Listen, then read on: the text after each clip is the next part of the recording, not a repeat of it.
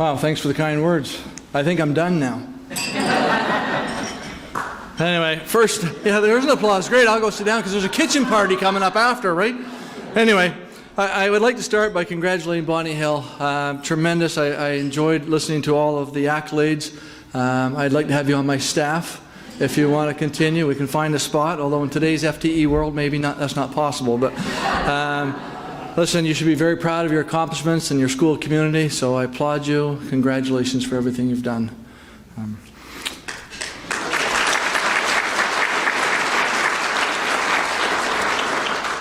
Just before I do get going, a couple things you need to know about me is when I'm sitting at my table, they said, are you going to stick to the script? Obviously, I'm off it already.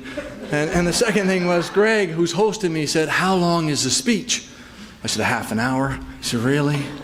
Really? And I look out here, and all I can see is, well, this is about the size of my staff, so yeah, I can just wing it from here. At this point, we're all good to go. Anyway, it's an honor and a privilege to be here this evening. I would like to thank Minister Brian Kennedy and the Department of Education and Early Childhood Development for their continued support of the Vince Sunderland Memorial Award for Outstanding Educational Leadership. I also have to thank the Assistant Deputy Minister, Chris Treadwell, and the Deputy Minister, Mr. John McLaughlin, NBTA President, Mr. George Daly, and the NBTA Executive Director, Mr. Larry Jameson, for the continued work they do in supporting public education. A special thank you is extended to the Selection Committee and all of the NBTA staff for your continued support of educators within the province. And before I'm not going to stick to this. I do have to say, there's a lot of thank yous, and I know I missed some along the way, but to work in public education is definitely a pleasure. And when I spoke to Chris earlier this morning, or Mr. Treadwell, I didn't know he was doing the accolades to begin with, and I appreciate that. Chris was actually my first principal. We're not going to discuss when that was. He remembered the year. It wasn't in the 90s, I can tell you that.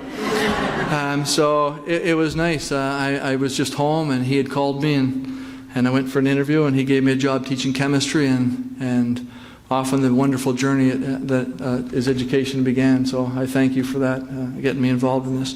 Larry reminded me tonight at the table, he said, do you remember when I called you? Yes, you just did.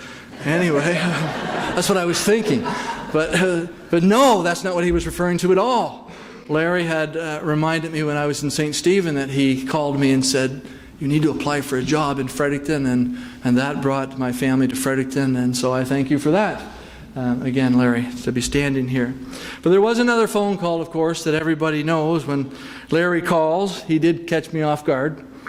I was relaxing in the lazy boy, doing exactly what is predetermined by the name lazy boy. I love that chair. I was watching TV, reading a book, I know, and listening to music. In education, we call this multitasking. We do, it's very busy. At home, I call this avoidance of housework. My wife, who is with me here tonight, sitting over to my right-hand side, covered up the phone and whispered, it's Larry Jameson. Okay, I'm thinking. But I didn't really think that, because for some reason I jumped out of my chair, and a lazy boy is not easy to jump out of. I jumped out of the lazy boy and ran down the hall so I could find a private spot to have a conversation with Larry. I was kind of wondering what he wanted. I was very humbled by the kind words that he spoke in regards to being the recipient of the Vince Sunderland Memorial Award. To this day, though, I struggle, and I'm still perplexed as to why I was concerned about you calling, to be honest with you. I kept going through in my mind, did Kelly have a stressful day at work today? But she didn't. Kelly's on our staff. And I thought things were going well, or at least I had hoped they were. But there's always a sense of urgency when the executive director calls you. I mean, he doesn't do that very often. Apparently he's done it twice, though. So before I move on, though, and get into other things I'd like to say, I have to thank some members of the ASDW, and prior to the old District 10. I had some wonderful superintendents, Mr. Alex Dingwall, Miss Diane Wilkins, Mr. David McTimoney, and now Mrs. Catherine Blaney. And I haven't been a principal for that long, but I'm on my 4th superintendent, so I don't know what's going on there. I don't know. Maybe I should retire so they can keep their jobs.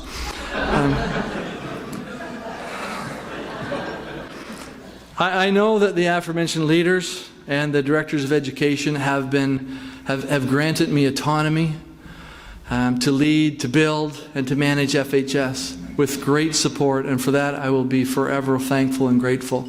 It's not too often that you are entrusted to run a ship that's as large as FHS, and they just let you go and do what you want to do. And so I continue to be grateful to this day for the autonomy that they've granted me and my staff to move that ship onward. A few years ago, many actually, I wrote a paper on leadership. And I'm embarrassed to tell you what it was about, but if you were to ask me about that paper today, it wouldn't be the same. At that point, leadership had a connotation to it of followers. And I remember even making reference to follow the leader in Simon Says, our childhood games, as a generating or building up of these leadership capacities. Today, though, upon reflection, I really don't believe any of those words that I wrote. Today, I believe you cannot effectively lead without people willing to work with you, and you achieve success together. I must thank the staff and administration of Fredericton High School for their willingness to support change. It has been and continues to be an amazing journey, and we will continue to change and continue to build and continue to do things differently each and every day at Fredericton High School.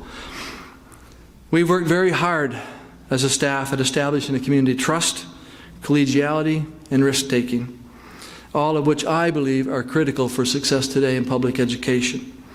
The staff at FHS inspires me each and every day to do better. They provide an endless supply of ideas, and I just provide the opportunity.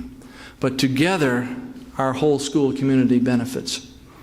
Together, we have created one of the best EAL programs in the province of Brunswick. And it was mentioned earlier, he said 80 countries. We have 87 countries represented in our school today. And that's amazing when you stop and think about it. 87 different countries. It is a quarter of our school population. And there's no separation, and they're totally included in what we do as a school. And I have to applaud the staff members at FHS for all the work they do in regards to that. We have an innovation center second to none, and this innovation center really came about because we went to New York to the World Maker Fair, and we went this fall. This is how quickly things change at FHS. So when I came back, or while I was there, I noticed and spoke to a lot of students, and I had a chance to speak to some educational leaders as well and some other superintendents. I hope they still have their jobs, really. But while I was there, all I could think about was the students of New Brunswick can do everything that the people of New York and Connecticut and Maine and all across our eastern seaboard are doing. And that just lit a fire under me, and I said, there's no reason why Fredericton High School can't be a leader in this, and we can build that capacity. So I came home quite excited. And people that know me well. Turning on my cell phone is a challenge at times. But that's not the important piece. The important piece is I know that if the opportunity is provided to my staff, they will grab that, they will run with it, and they will build it, and they will be successful to the benefit of my student population and to the school community and the students in Fredericton. And they are our future leaders. So I'm really excited about that. One other thing, I know I'm off topic, but one other piece last night, and there was a school dance. I tried to get other people to chaperone, but I was there. But prior to going to that school dance, I went to an event. And the event was called What's Up, Doc? I don't know if you've been there, but if you haven't been there, it was put on at UMB last night at Davery Hall. But you need to go. But years ago, one of my colleagues came to me and said, Shane, I would like to participate in What's Up, Doc? Well, I'm thinking Bugs Bunny. I have no idea what's going on. And it's really a program about film development and cinematography for students. And the first thing that crossed my mind was, I know nothing about this. I have a camera, but as far as being able to help editing and that whole process, I really didn't know anything. But as someone in a school as large as FHS, you have to be able to say yes. And I would say that for all future principals or leaders, that word is the most powerful word that you can ever come up with. And I do everything I can to say yes. And so I said yes to this young lady. And last night when I went to the What's Up Doc ceremony at at Davery Hall, there were 5 films produced. 4 of them came from FHS, and they were from 3 different teachers. So not only was she doing it, but she inspired other colleagues to do the same. And that capacity starts to build in your school, and I'm so proud of what our teachers do. And really, I didn't have anything to do with that except saying yes. But when you say that word, it's amazing what people can do, and they're so creative. So we as a school have provided social awareness opportunities, student voice opportunities, created learning opportunities, all above and beyond what's in the prescribed curriculum. I'm not really a big believer in saying, here's the textbook, let's sit down and let's learn it. There are so many wonderful things that we can do. We've had students build our staff room, build areas for our educational assistants. They have taken the curriculum and made it come to life for our students. It's amazing the leadership that we have in that school. Anyway, this all happens because of the wonderful people that I work with. Again, I need to thank the staff of FHS for the incredible work they do and for this nomination, and I do accept it on their behalf. They are tireless in their efforts to support learning in our school community. They embody professionalism each and every day through their commitment to excellence. My perspective on leadership, as you heard, has somewhat changed. It truly is about empowerment, flexibility, creativity, and listening. And we have to have those skill sets. And I believe that you must be a visionary. You must be current and you must be well read. And Mr. Treadwell taught me that years ago. And I love to read. And I love to read about education. I cannot express how important it is to be current in public education today. We have to be on the forefront of that in this province. And I know we are, and we work hard at it each and every day. You need to be an innovator in this province. You need to try new ideas. And you need to be, if you try those new ideas, you'll be successful. And when I say you, I don't mean me, I mean you as a school. Your school can be successful, and you can share those ideas with other schools. When I entered FHS a few years ago, the staff could have resisted my vision. However, they were willing to listen and equally participate. And they were equal participants. And again, the involvement, what we did as a staff, it's just overwhelming. So we made the changes, and today, together, we created a new shared vision at FHS. I have 3 key statements in my office, and I'm going to share them, and I'm sorry about the length here, but the first one says you can't go back and change the beginning, but you can start where you are and change the ending. That's by C.S. Lewis, and I keep that there only just to have conversations with students, but also when we think about a staff, how are we going to move forward? Sometimes we get bogged down in things we shouldn't, and we can always start where we are and move forward, and we can become better at what we do. The second one says, don't be afraid to change, be afraid of not changing. Of course, all these are related to change. I do not believe in being stagnant. The last one says, and this is my favorite one, and my wife and I were actually in Truro, Nova Scotia on a walk on vacation. And of course, I'm still thinking about school. And it says, life isn't about waiting for the storm to pass. It's about learning to dance in the rain. And there are always going to be issues, but you can't let those issues stop you from the willingness to move forward, the willingness to make change, and the willingness to grow as individuals. I truly do believe that my staff has taken a leadership role in this, and my staff is willing to take that opportunity. They are risk takers, and they are visionary in what they do. We embrace these ideas, we welcome the challenges, and therefore we're able to grow. Shaping and helping others on their journey and showing them that you support them in all of their endeavors makes a difference. We as educators have to be passionate in everything we do, not just at the office, but more passionate in the classroom standing in front of those students. They come to school each and every day, like Bonnie's students come each and every day, and they're passionate because of what she does in her class. And I know my students are passionate because of the direction and the passion that my educators have. And it's a powerful team when they're all working together. I really do look at education through a positive lens, and there's no reason why I wouldn't. I absolutely love what I do.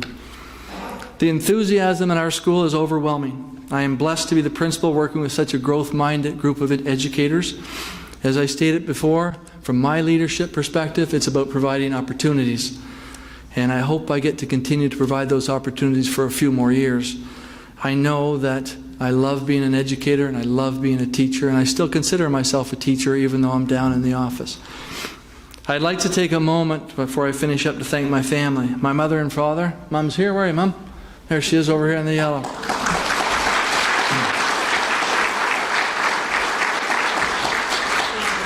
Okay, I better get a better ovation than that when I'm done. Anyway, they've provided every opportunity for me to be successful. And with that, I know came some personal sacrifice. I'm certain there were times that they were quietly questioning some of my decisions. However, they always allowed me to learn from my mistakes and grow as an individual, and for that I will be forever thankful. This growth process, or learning curve as we call it in education, has always allowed me to think outside of the box and become the person I am today. Unfortunately, Dad couldn't be here today because of an illness, but Mom's here, and I want to thank both my mom and Dad for everything they've done to support me. Finally, this is the hard part, I have to support my current family, so I'm not going to look over there. My two boys, Mike and Dave, have been and continue to be a wonderful part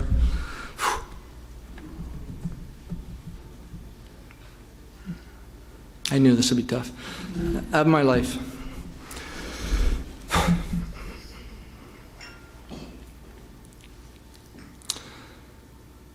Yeah, maybe I should stop, but I'm not gonna. I know. The most important person is sitting over here, my wife Clara, who is also an educator.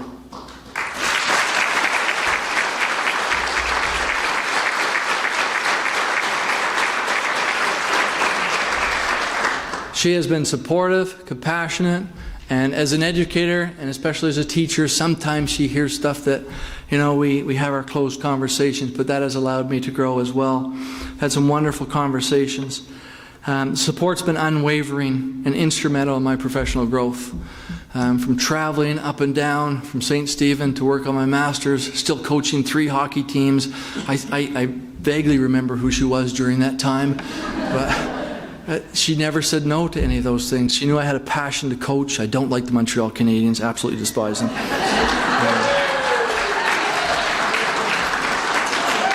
Sorry. But she's always been there for me on this educational journey, and it's been amazing. From teaching in northern Manitoba, where we had to drive in and fly in a lot of times, from raising a family, taking a chance on moving back to New Brunswick, to recently we've taken up camping and hiking in the mountains, and that's wonderful. We continue together to have wonderful memories and build on those. And I can't thank her enough. I certainly love you.